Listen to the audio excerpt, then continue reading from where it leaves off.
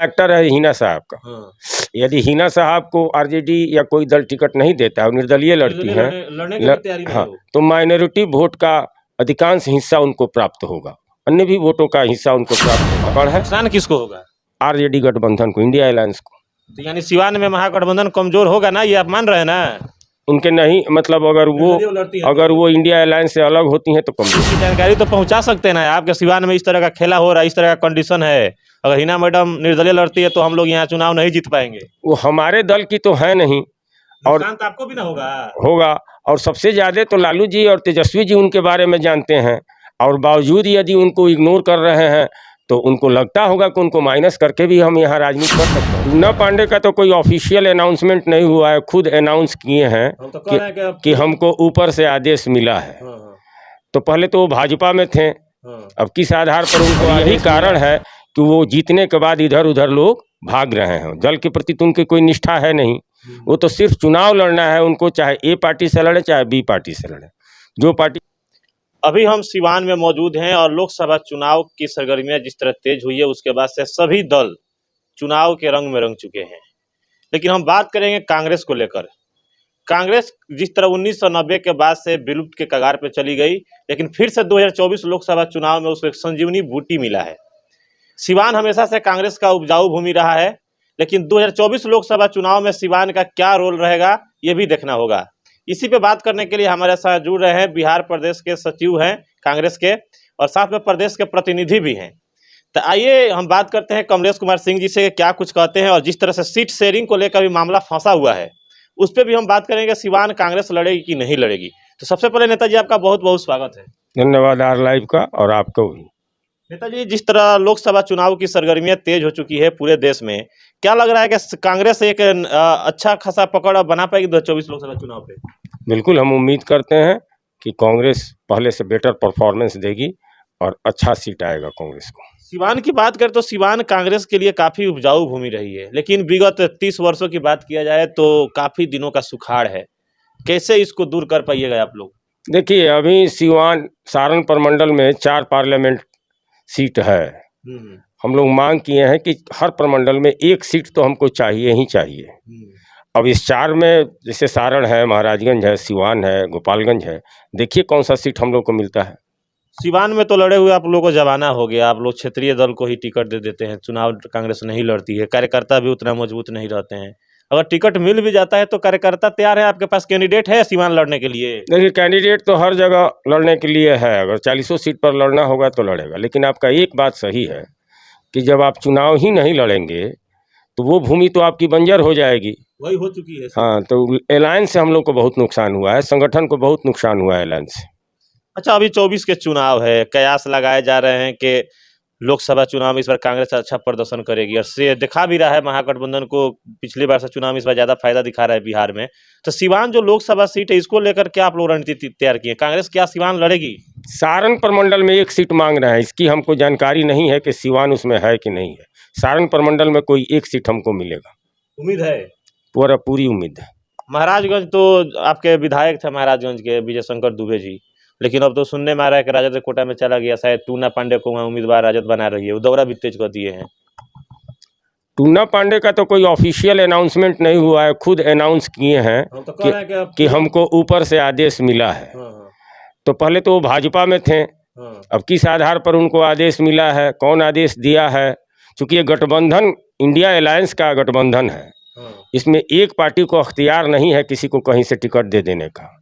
सभी पार्टी, राजद वाले, कांग्रेस वाले, सीपीआई एमएल वाले, सीपीआई सीपीएम, इतना पार्टी का लोग एक जगह एकत्रित होगा, तब तय होगा कि कौन सीट पर कहां से कौन लड़ेगा। अच्छा, सीट शेयरिंग का फॉर्मूला भी अभी तय न हुआ है, अनाउंसमेंट भी नहीं हुआ है, उसके पहले ये इस तरह का बयान देना कहीं ना कहीं बहुत कुछ दर्शाता है। उनका साफ का नाम है कि जिस तरह पूरब से सूरज निकलता है, इसमें सच्चाई है, वैसे ही टूना पांडे को महाराजगंज से टिकट मिलेगा, उतना सच्चाई इसमें भी है। यही नहीं कह रहा है, मिल गया है, हमने उनको सुना है, तो उनको आश्वासन मिला होगा आरजेडी के जो प्रमुख लोग हैं, लालू प्रसाद जी या तेजस्वी जी के तरफ से, तभी ऐसा कह रहे हैं।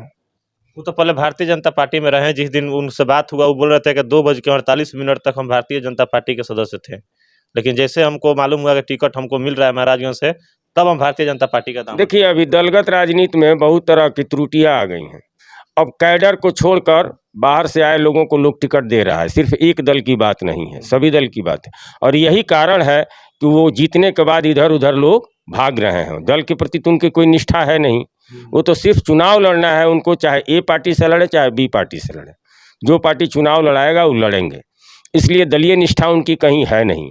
और बावजूद लेकिन लोग दे रहा है, वैसे ही लोगों को लोग टिकट दे रहा है। तो मजबूरी क्या है देने के पीछे, मजबूरी क्यों नहीं ना मजबूरी? अब इस पर तो हम प्रकाश नहीं डाल सकते हैं कि क्या मजबूरी है, ये तो वो लोग बताएंगे जो दिए हैं और वो बताएंगे जो लिए हैं। अच्छा, यहाँ देखा जाए तो अखिलेश प्रसाद सिंह का लगातार दौरा सिवान हो रहा है। 6 माह पहले भी आए थे सिवान के टाउन हॉल में, अभी कुछ दिन पहले एक निजी कार्यक्रम में शामिल भी हुए थे। तो यहाँ के जो माइनॉरिटी समाज के जो वोटर हैं वो तैर रहे हैं, कौन उनको कैच करेगा ये अभी अनुमान नहीं लगाया जा रहा है, क्योंकि राजद से हिना साहब की जिस तरह से दूरियां बढ़ी है उसके बाद वो लोग एक मजबूत अपना आड़ जोड़ रहे हैं, लेकिन कोई मिल नहीं रहा था। क्या कांग्रेस उसको भुना पाएगी? कांग्रेस को भुनाने का कहाँ सवाल है। इंडिया गठबंधन का जो कैंडिडेट सिवान, छपरा, गोपालगंज में, महाराजगंज में आएगा वही कांग्रेस का कैंडिडेट माना जाएगा। तो हम ये कह रहे हैं कि ये 4 सीट में से कोई एक सीट कांग्रेस को आना चाहिए। ये अखिलेश बाबू भी बोले थे और हम लोग उससे ऊपर भी लिख कर दिए। माइनॉरिटी जो वोटर हैं 1990 के पहले कांग्रेस के आधार हुआ करते थे बिहार में, लेकिन 1990 के बाद ये माइनॉरिटी वोटर राजद के साथ चले गए, अब राजद से भी नाराज है। क्या लग रहा है किस कंडीशन में महागठबंधन मजबूत रहेगी सिवान में? देखिए, सिवान में एक बड़ा फैक्टर है हिना साहब का। यदि हिना साहब को आरजेडी या कोई दल टिकट नहीं देता है, निर्दलीय लड़ती है, हाँ, तो माइनॉरिटी वोट का अधिकांश हिस्सा उनको प्राप्त होगा, अन्य भी वोटों का हिस्सा उनको प्राप्त होगा। क्योंकि वो लोग 4 बार उनके शौहर रहे हैं यहाँ से सांसद, 3 बार वो भी हारी हैं, लेकिन रेस्पेक्टेड वोट से हारी हैं। तो माइनॉरिटी वोट और कुछ अन्य वोट पर उनका अपना पकड़ है। नुकसान किसको होगा? आरजेडी गठबंधन को, इंडिया अलायंस को। तो यानी सिवान में महागठबंधन कमजोर होगा ना, ये आप मान रहे हैं ना? उनके नहीं, मतलब अगर वो इंडिया अलायंस से अलग होती हैं तो कमजोर होगा। आप लोग मांग करते हैं अपने बड़े नेताओं से कि हिना मैडम को रखा जाए, टिकट दिया जाए, इस तरह का मांग आप लोग किए हैं अपने उच्च वरीय नेताओं से? हमारे मांग करने से तो कुछ होगा नहीं, उन लोग को खुद समझ है कि क्या करना है और क्या नहीं करना है, वो लोग जाने। यहाँ के जो सिचुएशन है इसकी जानकारी तो पहुंचा सकते हैं ना, आपके सिवान में इस तरह का खेला हो रहा है, इस तरह का कंडीशन है, अगर हिना मैडम निर्दलीय लड़ती है तो हम लोग यहाँ चुनाव नहीं जीत पाएंगे। वो हमारे दल की तो है नहीं, और नुकसान तो आपको भी ना होगा। और सबसे ज्यादा तो लालू जी और तेजस्वी जी उनके बारे में जानते हैं, और बावजूद यदि उनको इग्नोर कर रहे हैं तो उनको लगता होगा कि उनको माइनस करके भी हम यहाँ राजनीति कर सकते हैं, तो कर रहे हैं। आप तो यहाँ के हैं, सिवान के राजनीति से आप पूर्व परिचित हैं, उस परिवार का क्या योगदान रहा है सिवान की राजनीति में आप भली भांति जानते हैं, या राजद के लिए क्या योगदान रहा है, और उस कंडीशन में इस तरह से इग्नोर करना कहीं ना कहीं 24 के सांसद 25 पे भी तो असर डालेगा। देखिए, हम उनके शौहर को जानते थे, उनसे हमारी पटती थी, हम उनके यहाँ जाते आते थे। वो दलीय निष्ठा के प्रति पूर्णतः समर्पित थे, चाहे दल के लोग उनको सपोर्ट करे न करे, लेकिन उनकी दलीय निष्ठा जनता दल और बाद में राजद के प्रति बनी रही, उनके परिवार की भी बनी रही। अब क्या कारण है कि आज के तफरका पड़ा है, इसके बारे में तो हम प्रकाश नहीं डाल सकते। अच्छा, थोड़ा देश लेवल की राजनीति पे बात करें तो इन दिनों एक नारा ट्रेंड कर रहा है, जिस तरह 2014 में आया था हर हर मोदी घर घर मोदी, 2019 में आया मैं भी चौकीदार हूँ, अब एक नारा, एक स्लोगन आया है कि मैं भी मोदी का परिवार हूँ। क्या कहिएगा इस पर? देखिए, मोदी का परिवार, हिंदुस्तान की जितनी भी मीडिया है, चाहे इलेक्ट्रॉनिक मीडिया हो या प्रिंट मीडिया, वो सब कुछ गिरवी रख चुका है अपना भाजपा के सामने। वो वही न्यूज़ दिखाता है जिससे भाजपा को भला हो और विपक्ष को नुकसान हो। एक तरह से एक कैंपेन चल रहा है मीडिया के तरफ से, जबकि मीडिया का जो वास्तविक कर्तव्य होता है वो दिखाना होता है, सत्य दिखाएं, चाहे वो किसी के पक्ष में हो या किसी के विरोध में। लेकिन मीडिया ये काम नहीं कर रही है, वो सिर्फ भाजपा का प्रचार का काम कर रही है। अब घर घर मोदी या हर हर मोदी, जो भी मोदी हैं अपना कर रहे हैं, लेकिन इस बार कुछ होने वाला नहीं है। इंडिया गठबंधन जबरदस्त ढंग से टक्कर देगा, और हमको लगता है कि 250 सीट भी नहीं आएगा भाजपा गठबंधन को। पटना के गांधी मैदान में जो महारैली हुआ था महागठबंधन का, उसमें लालू यादव ने नरेंद्र मोदी पे हमला बोला था कि ये तो हिंदू है ही नहीं, उस पर भी सवाल हुआ, उसका परिवार भी नहीं है। उनके कहने का आशय ये था कि जो सनातनी होते हैं, माता पिता के मरने के बाद मुंडन कराते हैं, बाल का मुंडन कराते हैं, सर का मुंडन कराते हैं, मूछ वगैरह दाढ़ी वगैरह बनवाते हैं, शायद मोदी जी नहीं बनवाए थे, इस आशय से उन्होंने कहा था। उसमें तो नरेंद्र मोदी ने सफाई भी दी है अपने। अब जो कुछ भी हो, कोई बहुत बड़ा मुद्दा नहीं है ये। मुद्दा क्या है फिर देश में? भय भूख भ्रष्टाचार, बेरोजगारी, अशिक्षा, करप्शन, महंगाई, आम जनता को इससे मतलब है। अगर महंगाई कम होगा तो आपको हमको फ़ायदा होगा, हम ज़्यादा बाज़ार में से अपना सामान खरीद सकते हैं, अपना जीविकोपार्जन कर सकते हैं। बेरोजगारी दूर होगा तो आपको हमको आम जन को फ़ायदा होगा, घर में कुछ पैसा आएगा। भ्रष्टाचार कम होगा तो देश का इकोनॉमी अच्छा होगा। तो ये मंदिर मस्जिद से आम जन को कोई फ़ायदा होने वाला नहीं है। लेकिन चूंकि भाजपा शुरू से इमोशनल कार्ड खेलते आई है, उसको ये सूट करता है धार्मिक राजनीति, तो वो फिर उस पर उसको रिपीट करी। परफॉर्मेंस तो कोई इनका हुआ नहीं। हर बात में कहते हैं मोदी की गारंटी। तो मोदी जी ने जो गारंटी दिया था कि जब हम आ जाएंगे सरकार में तो स्विट्जरलैंड में इतना पैसा जमा है विपक्षियों का, मैंने उस समय हम लोग सरकार में थे, ब्लैक मनी जमा है कि उसको इंडिया लाएंगे तो प्रदेश के प्रत्येक नागरिक को 15-15 लाख रुपया ऐसे ही हो जाएगा। बाद में उन्होंने कहा कि स्विट्जरलैंड में कोई ब्लैक मनी नहीं है। बाद में रिपोर्ट आया कि स्विट्जरलैंड में इधर 4 साल में जितना मनी था स्विट्जरलैंड में, वाइट हो चाहे ब्लैक हो, उससे दुगुना डिपॉजिट हो गया इनके कार्यकाल में भारत के लोगों का। तो ये सारी बातें हैं। दूसरा उन्होंने कहा, और उनके पक्ष में रामदेव बाबा वगैरह जैसे लोग भी बोलते थे कि यदि सरकार आ जाएगी तो 30-40 रुपया लीटर हम लोग पेट्रोल और डीजल कर देंगे। तो आज अंतर्राष्ट्रीय मार्केट में पेट्रोल और डीजल की कीमत कम है और भारतीय मार्केट में पेट्रोल और डीजल की कीमत सबसे अधिक है। जबकि मनमोहन सिंह के सरकार में अंतर्राष्ट्रीय मार्केट में पेट्रोल और डीजल का कीमत ज़्यादा था तो भी सब्सिडी देकर उसको रोके हुए थे।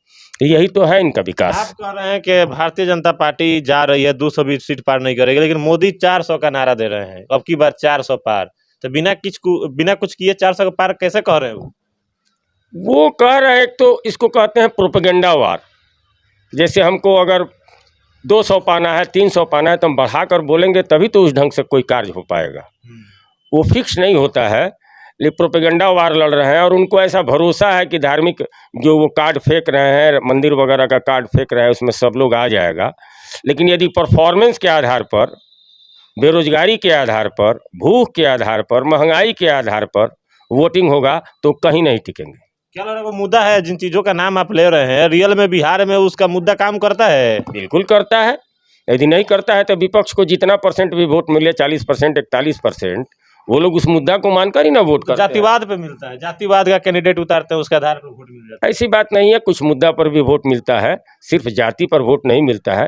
लेकिन हाँ, ये बात आपका एक सत्य बात है कि बिहार में कास्ट लाइन पर भी वोटिंग होता है। तो वही लड़ाई है, वो धार्मिक अपना कमंडल का लड़ाई लड़ रहे हैं और उसके काउंटर में लोग मंडल का कार्ड फेंकते हैं। अच्छा चलिए, महागठबंधन का कोई भी उम्मीदवार आता है सिवान में तो कांग्रेस मजबूती से उसके लिए तैयार रहेगी? 100% हमारी ड्यूटी है कि महागठबंधन इंडिया अलायंस का कोई भी उम्मीदवार होगा उसको कांग्रेस का ही उम्मीदवार मानकर जितनी भी हमारी क्षमता होगी हम उसको मदद करें।